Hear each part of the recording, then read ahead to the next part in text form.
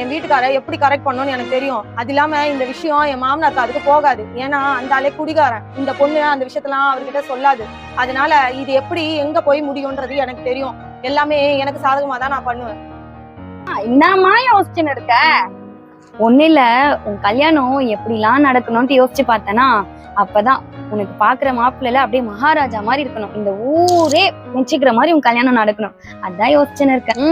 கனவுலாம் நல்லாதான் இருக்கு. நீ சாப்பிடணும். ஃபர்ஸ்ட் எழுந்து வா. பிபி மாத்திரை வேற போடணும், ரொம்ப அதிகமா இருக்கு. அப்புறமா என் கல்யாணத்தை பத்தி கனவு கண்டுக்கலாம் வா. தாய் இல்லாத பிள்ளைக்கு ஒரு நல்ல வாழ்க்கை அமைச்சு தரணும்ட்டுலாம் யாரும் நினைக்கிறது இல்ல. அவங்க சுயநலத்துக்காக, அவங்க கடமையை முடிக்கணும் அப்படின்றதுக்காகவே குடிகாரனோ நல்லவனோ கெட்டவனோ எதுவுமே பார்க்காம அவங்க பாட்டு கல்யாணம் பண்ணி வச்சிடறாங்க. இதே அவங்க பிள்ளைங்களுக்கு அந்த மாதிரி செய்வாங்களா? இந்த வழி அம்மா இல்லாததுனால தன்னோட வாழ்க்கை தடமே மாறி போனவங்களுக்கு புரியும். நான் சொன்னது கரெக்ட்னா மறக்காம கமெண்ட்ல சொல்லுங்க.